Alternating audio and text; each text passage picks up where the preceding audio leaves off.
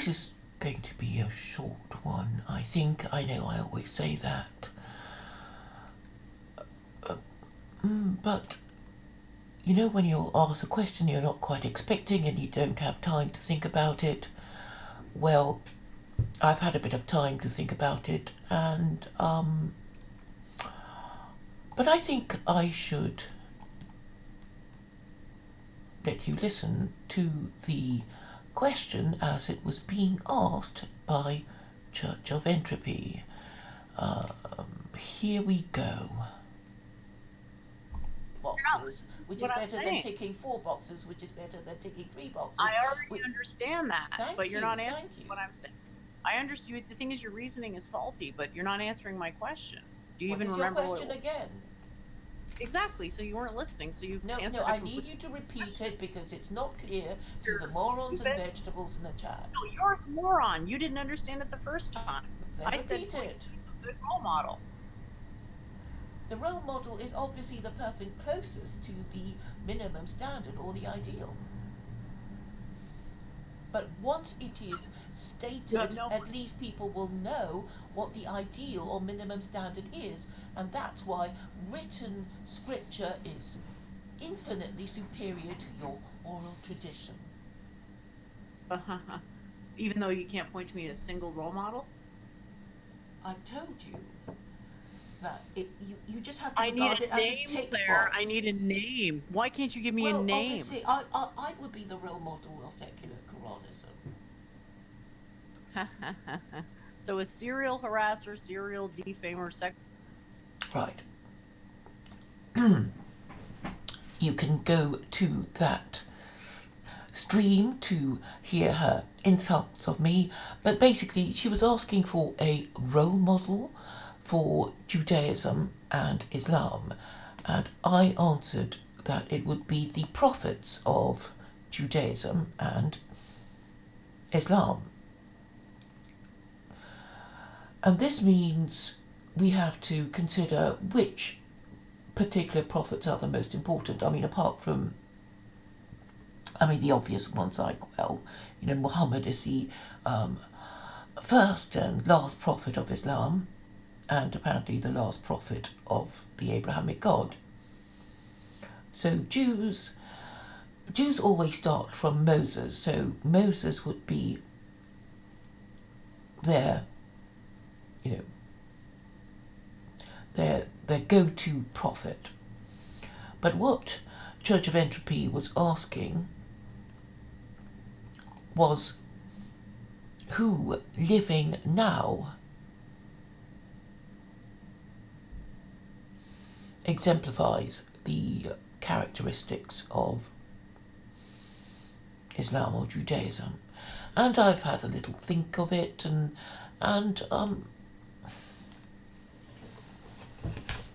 so I have to say a few rabbis, and the interesting thing is that there are certain rabbis that have been on a kind of list that is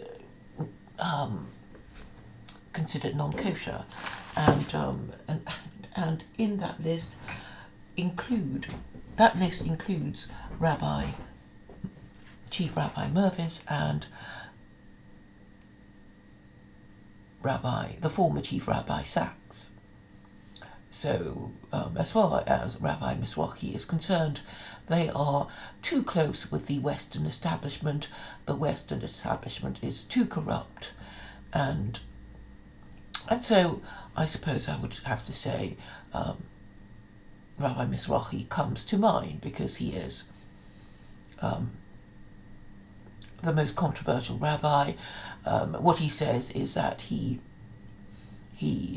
doesn't tell anyone anything new. He's only repeating what the Torah says.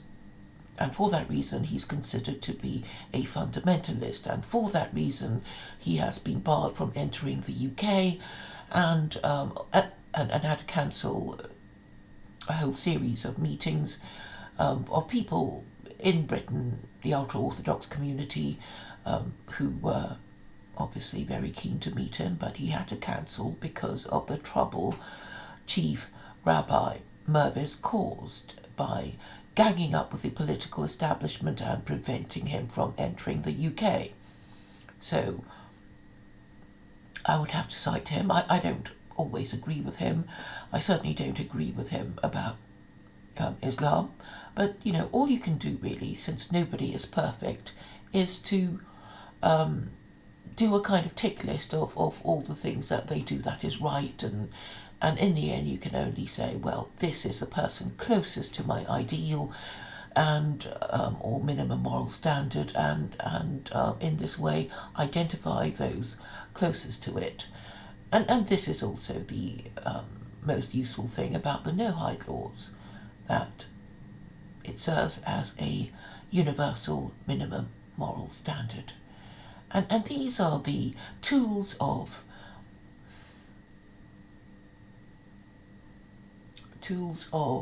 thinking that Jews are actually very good at doing, and for this reason I do admire their tradition of thinking through things and deconstructing them and forming conclusions about what to do for the best. It's all really deductive reasoning, but within the constraints of what their religious principles allows them to do. And Islam operates under a similar system. So, apart from Rabbi Mizrachi, who's based in Israel, and I think he does live in America, doesn't he? But he came from Israel. What about British Jews? So two come to mind. One was Rabbi Gavriel Krausz, who said that Jews should give up their lives to defend the principle of not teaching Jewish children in Jewish schools about gay marriage and transgenderism. Therefore, we've got, one, and another one that comes to mind is Ollie Anisfeld, who I think does very well making Judaism appealing to the younger generation. And he does speak very well, and he is prepared to tackle controversial subjects such as, I forgot now which one it was, but I featured it, and I got into trouble with Facebook. I'll be able to find it very soon. If you give me a moment. He was talking to this South African rabbi, and the South African rabbi was saying, "Oh, don't you do this because you're going to get me into trouble." But off the top of my head, I can't remember what it was. I could play it for you in a minute when I find it.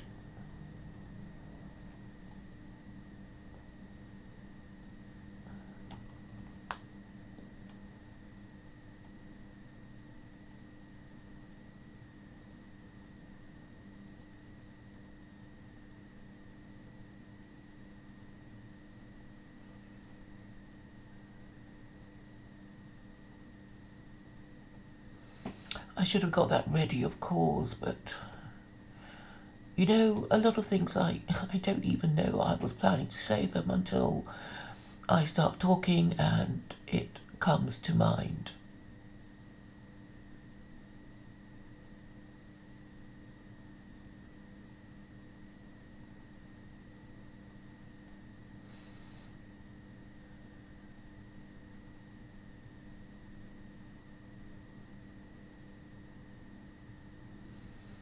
I surprise myself by how much I write, really. I keep scrolling and scrolling, and I now have to go to the next page because the post I am thinking of isn't even on the most recent page, which already has about 100 posts.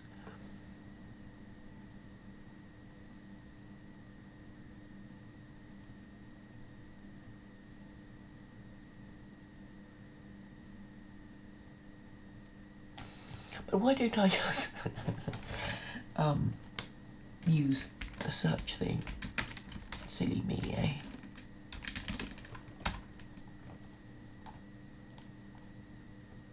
Oh, but it's still not coming up.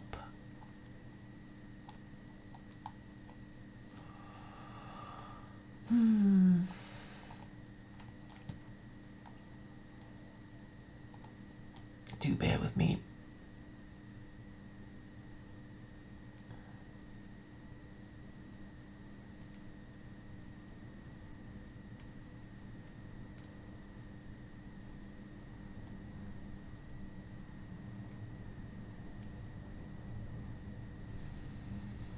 Oh, now I can't find it.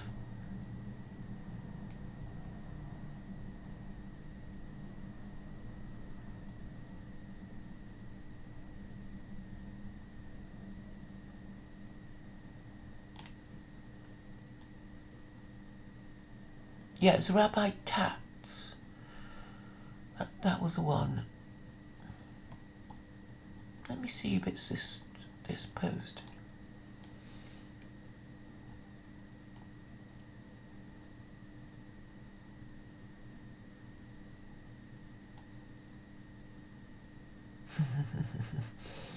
Yeah, it's the one about idolatry, I think.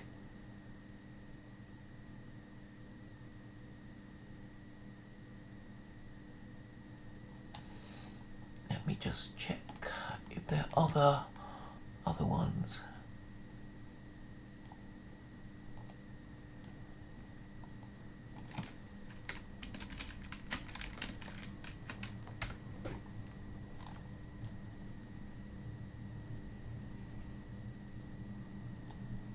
Okay, I think that is the one.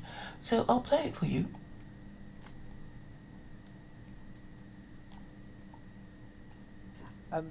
Let's touch on an issue you discuss in the book, which really highlights the contrast between this idea of there was once open miracles and now closed. Yeah. Idolatry is something which, it's the second of the Ten Commandments that's prohibited. We hear it spoken of a lot when we read the Shema. You shouldn't worship idols and worship other gods. But we struggle to relate to that. How can we relate to it? What does it mean? And are there idols of our age? Right. First of all, there are idols of our age, but not in the same sense. So here's a brief overview.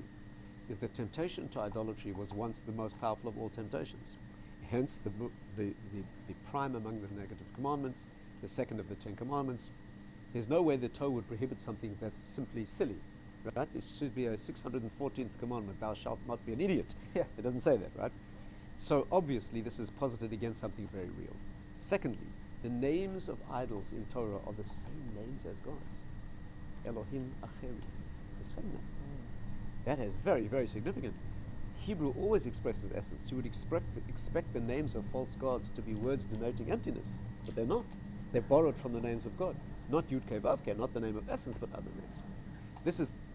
I'm so sorry, this wasn't the one, so I'm going to turn that off.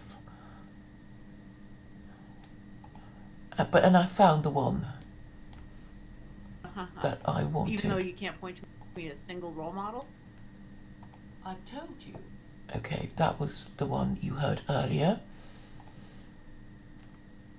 And it's the one entitled, How Does Judaism View Christianity and Islam? That's the one that was a bit controversial. It's only 3 minutes. Two final areas I want to get into.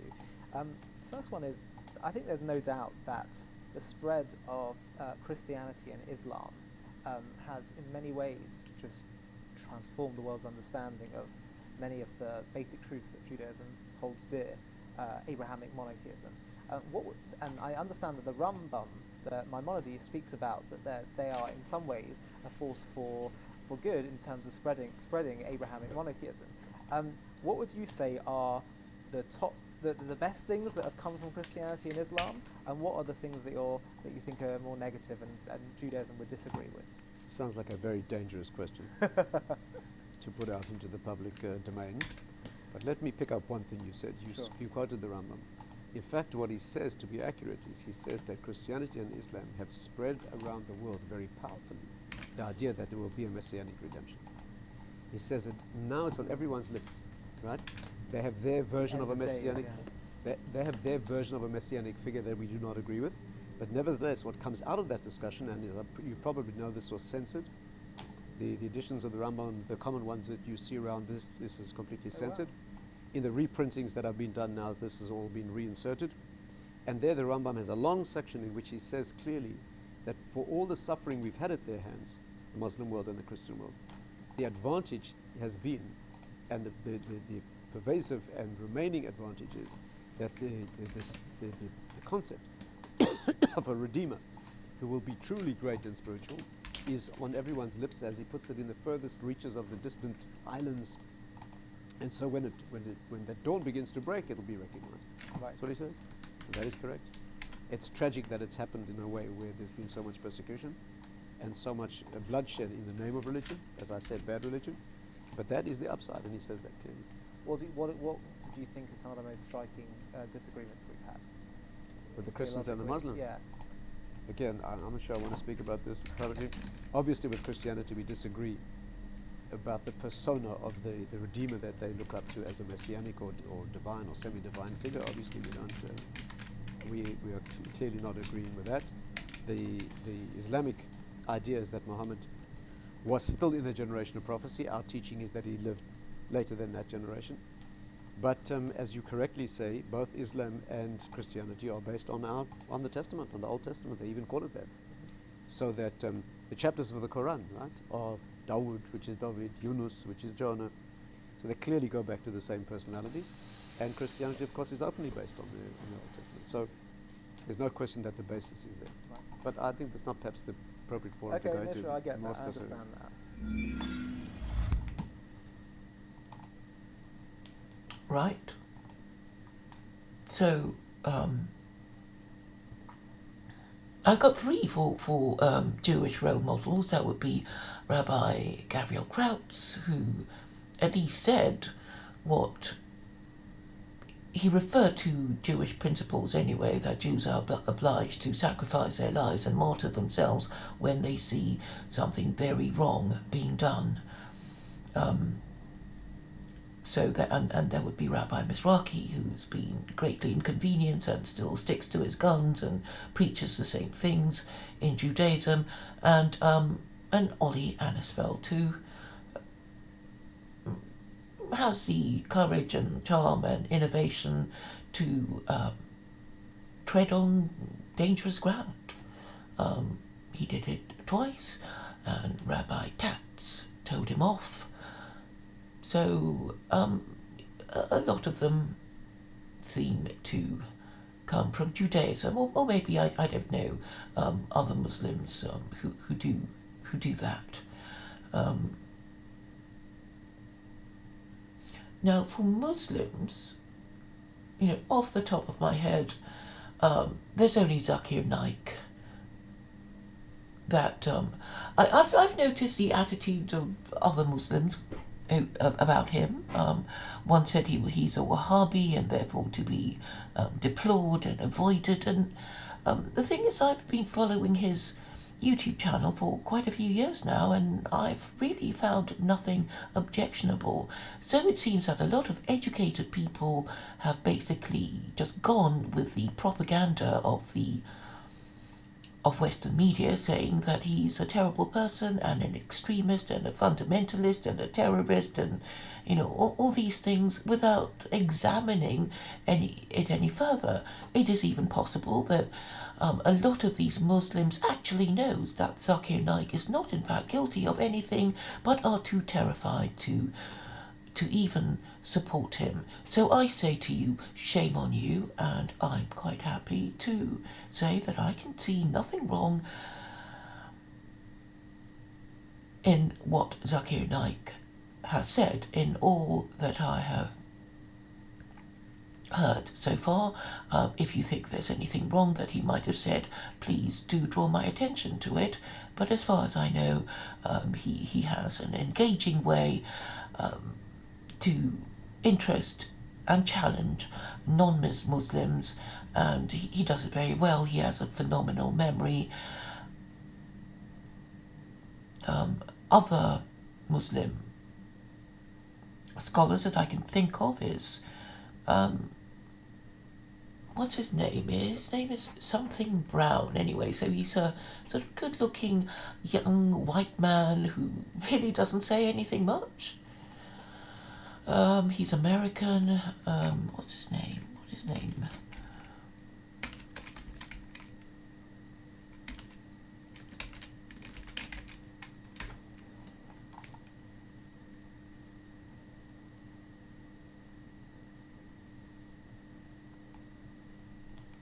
I don't know. I can't find his name, but he's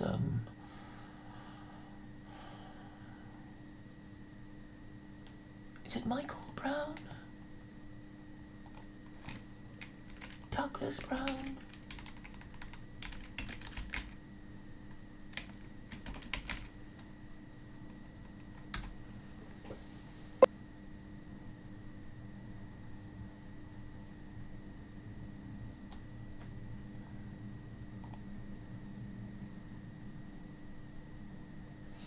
I'm going to have the Wikipedia list of American Muslims, so I expect his name will be popping up soon.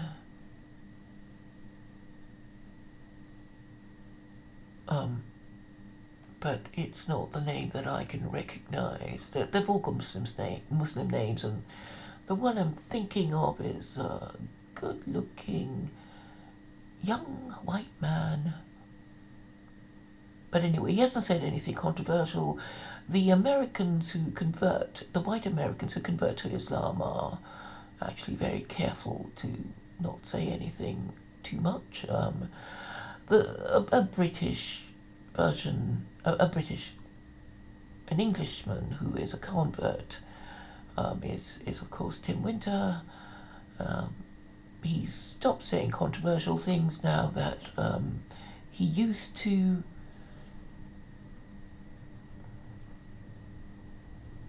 He used to be on Thought for the Day on Radio 4, the Today programme, and he's basically been kicked off it in favour of Mona Siddiqui, who is obviously female and will just dilute her principles and have all the feminine excuses given to her because women are naturally more left-wing, more forgiving of sexual impropriety, and so they tend to be preferred.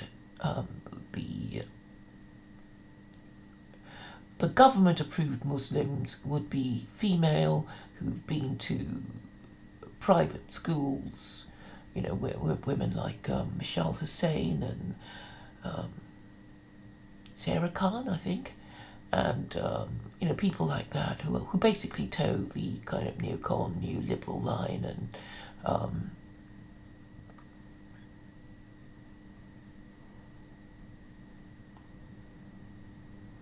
and they can be made to do so and be trusted never to say anything too controversial, because women tend not to want to stray far from the groupthink that they're supposed to pay lip service to. I am different, of course. But then my problem is that I fall between two stools. But that's okay. I don't expect it to be smooth sailing. I only make arguments that are indisputable and undeniable. And then I watch everyone scarper and pretend I never said anything at all, and that I am of no consequence because I have no army and have no means of making those who deliberately blind themselves to reason see reason. So that is my problem. Oh, I see I've got new names in the chat. Paul Wilson, hello. Thank you for saying nice things about me.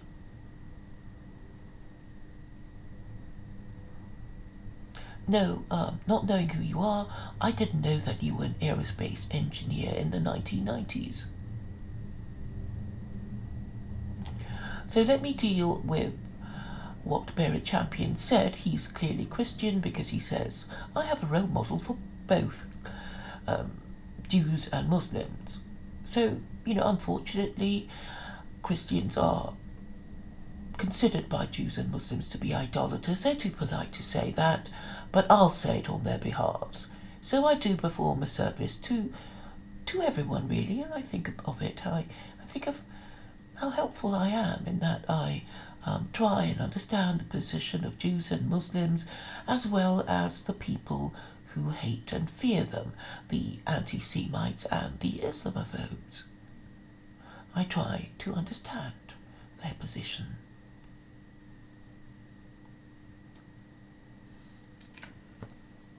I also understand that the alt-right are mostly peasants, no information, no education, no status, and nobody listens to them. They ought to be people representing their interests, but since they really are not good workers, they're very dispensable, and therefore they're always in fear of losing their employment by, I don't know, Walmart or whatever, because there's so many of them. Of course, there ought to be people above them who are prepared to defend their right to free speech, but because democracy is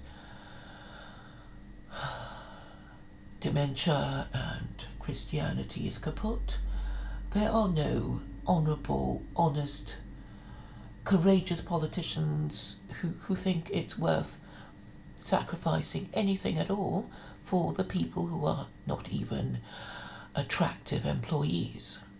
So that is the problem of the alt-right. Many of them don't work, many of them would not keep a job for very long.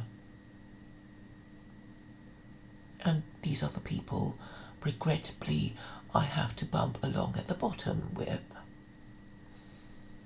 because the political establishment have decided that they can ignore me. But people like Jen, Church of Entropy, well, she has a certain appeal because what she does is pander to the antisemites and the Islamophobes. So all she has to do is just keep doing it and keep streaming and make, notice that she never proposes anything that might work, and therefore she's safe. Nobody will take her seriously, so she's allowed to keep streaming and pandering to these people and never really antagonize anyone into ignoring her. So she'll have more and more subscribers, and there'll be more and more dishonest, irrational, dishonourable people who are not interested in solutions because they already know that nobody will listen to them.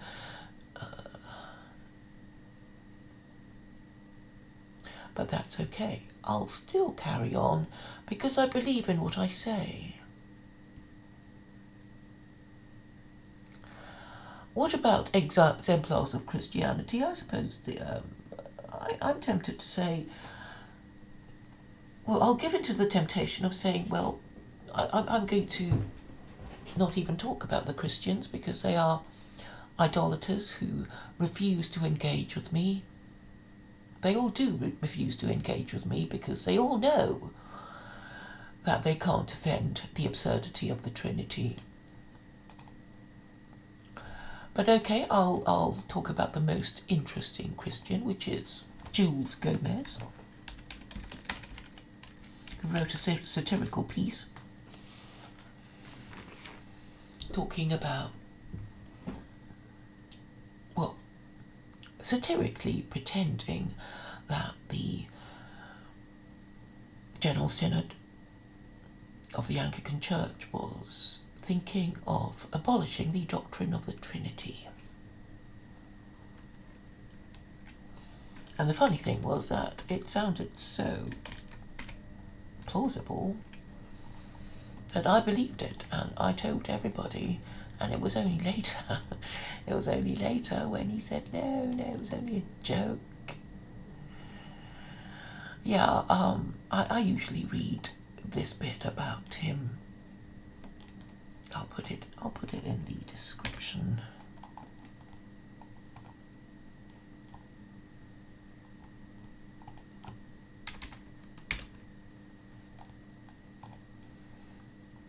And I'll also read the response to it when the church realized that people were believing it. People like me.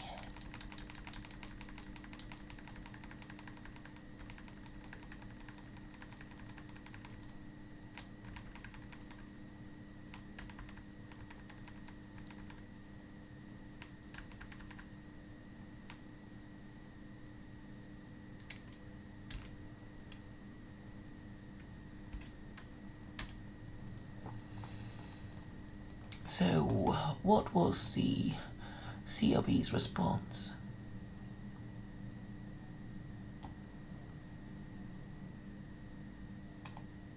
Church of England clarifies it will not abolish Holy Trinity. This was dated the 5th of July 2018.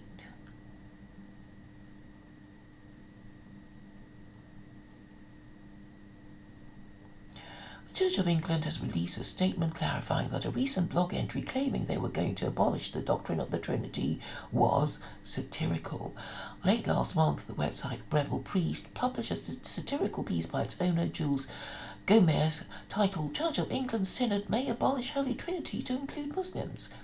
In a statement released on Wednesday, the Church of England posted a clarification as to the nature of the blog post in question.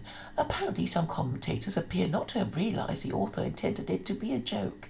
They must have been me.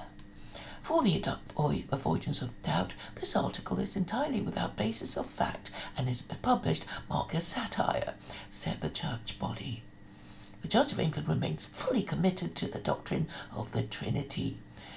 The Church of England also provided a link to its General Synod agenda, which does not include any measures to abolish belief in the Holy Trinity. Okay,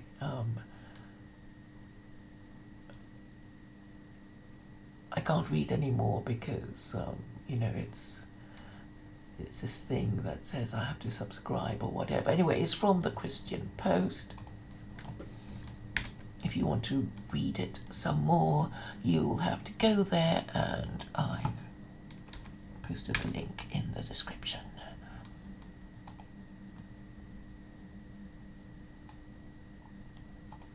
So that's how it is. I'm not really going to be saying that any Christian even satisfies this of being a role model. You have people like Peter Hitchens who do say conservative things from time to time, but their role is really to depress people and discourage them from action and just generally demoralise anyone who wants change. I mean, basically Peter Hitchens is just saying, just go and kill yourself.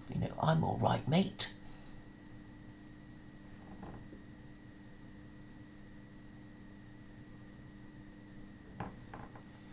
Paul Wilson very flatteringly says, I'll be willing to submit to secular Quranism if you were at the helm.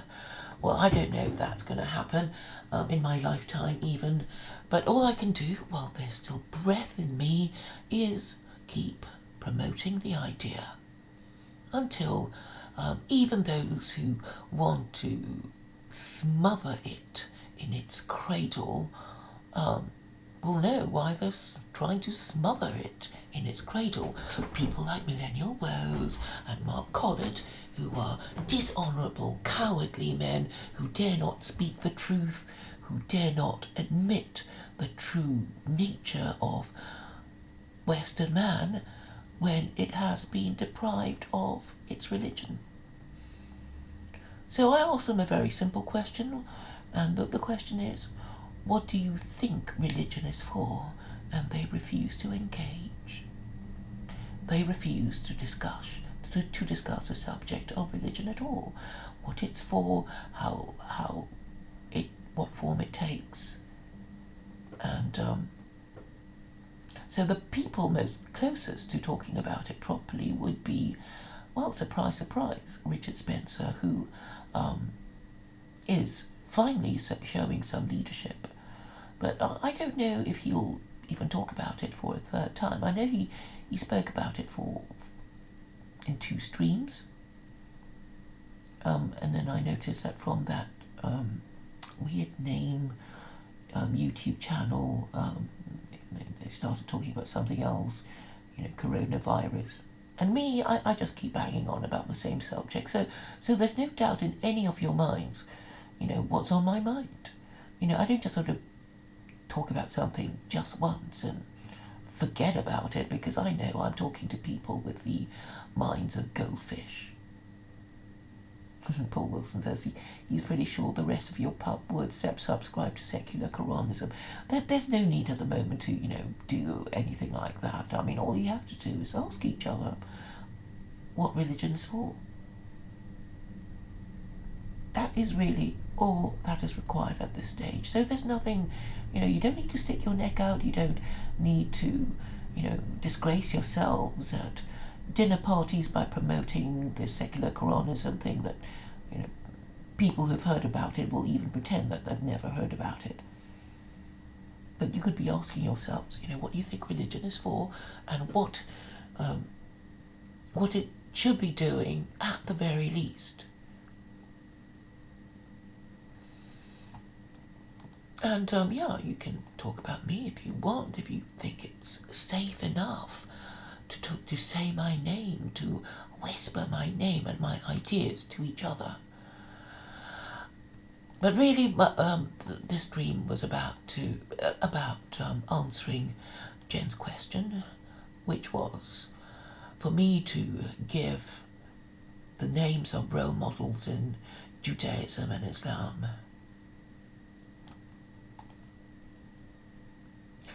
So the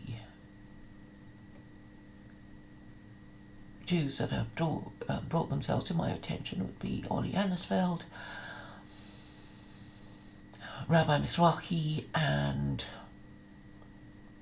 Rabbi Gavriel Krausz. And for Muslims, it would be Zakir Naik.